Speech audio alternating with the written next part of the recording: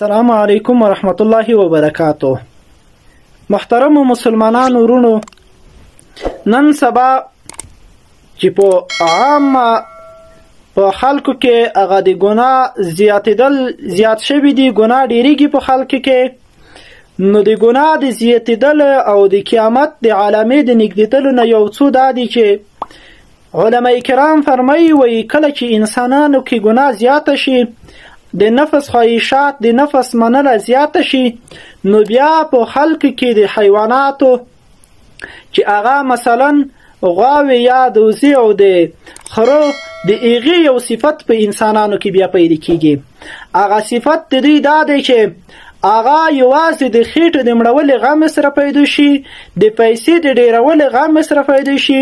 نیر دې ته نه ګوري چې دا مې حلال وخوړه او که حرام مې وخوړه، خپل مې وخوړه او که پردي مې وخوړه، خو یوازې د خېټې د مړولې غم سره وي.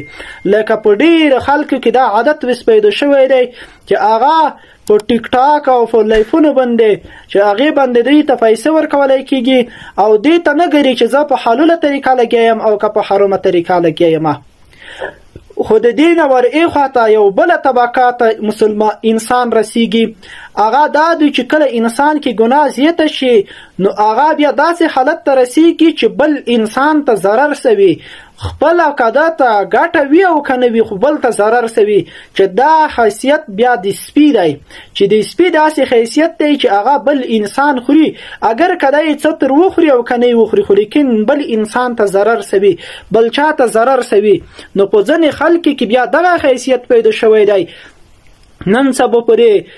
میډیا کې یو په بل پسې غږیږي، ده ته که ګټه رسیږي که نه، د ده عزت که په زیاتېږي او که په کمیږي، خو لیکن بل ته ضرر سوي. او د دې نه ور ای طرف ته یو بله چې هغه ډېره بده مرتبه ده چې هغې ته بعضې انسانون رسیږي چې هغه داسې مرتبه ده چې ده ته به هم ضرر وي کې، خو لیکن بیا به هم کوشش کوي چې بل انسان ته ضرر ورسوي، چې دا حیثیت او دا مدا دی هغه منګیر یا د میچۍ دو، چې منګیر او میچۍ هغه بل کس چې اما خپله د ده د وجود طاقت وسره کمیږي، د ده هغه زهر وسره کمیږي. حتی په د میچیو کې داسې باسې وي چې هغه څوک وچیچي نو دی فورا مړ کېږي، هغه میچۍ خپله مړه کېږي، دومره ده ته خپل د نفس ضرر وي کې، خو لیکن بل ته ضرر سوي، چې دا ډېره بده ماده ده په انسانونو کې. نن سبا دغې مادې ته ډېر خلک رسېدلي دي. په دې میډیا کې رج کېږي د یو عالم د یو مسلمان سړي بیان خبرې روخلي، هغې نه یو څو ثانیې کلیف روخلي، هغه کې بیا په هغې سې غږېږي، ښه پوهېږي چې د آخرت نقصان مې کړی او د آخرت خو څه چې په دنیا کې په کمنټونه یې چې وګورې یوازې دې ته خوشحال وي چې دومره کمنټونه راته شوي دي. نن به ویډیو کړی وي، بله ورځ به دی خپل پوسټ نه سکرین شاټ کړی وي چې دومره کسانو د مال هغه کتلی دی، پوسټ کتلی دی،